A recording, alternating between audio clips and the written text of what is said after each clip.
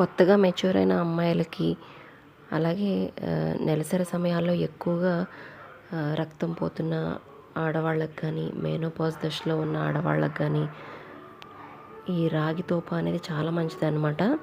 దీంట్లో ఐరన్ కానీ, కాల్షియం కానీ పుష్కలంగా ఉండడం వల్ల మనకి చాలామందికి ఎక్కువగా బ్యాక్ పెయిన్ వస్తూ ఉంటుంది. అలాంటి వాళ్ళకి కాళ్ళ నొప్పులు ఉండడం, అలాంటి వాటన్నింటికి కూడా ఇది బాగా పనిచేస్తుంది. సో దీనికోసం ముందుగా మనం ఒక కప్పు రాగి పిండిని ఒక 2 స్పూన్స్ నెయ్యిలో బాగా వేయించేసుకోవాలి. అలాగే ఒక అరకప్పు కొబ్బరి కూడా వేసుకోవాలి. కొబ్బరి పూర్తిగా ఆప్షనలే అనమాట. ముందుగా బెల్లాన్ని 2 నుంచి 3 కప్పుల నీళ్ళల్లో మరిగించేసుకొని పెట్టేసుకోవాలి పక్కన. ఈ ఫ్రై అయిపోయిన రాగి పిండిలో మనం ఈ బెల్లం నీళ్ళని కలిపేసుకొని బాగా ఉడికించేసుకోవాలి. తర్వాత ఇలా దగ్గరగా అయిన తర్వాత స్టవ్ ఆఫ్ చేసేసి నెయ్యితో కనుక తింటే చాలా బాగుంటుందన్నమాట. మధ్య మధ్యలో కూడా 2 స్పూన్స్ నెయ్యి కలుపుకోవాలి.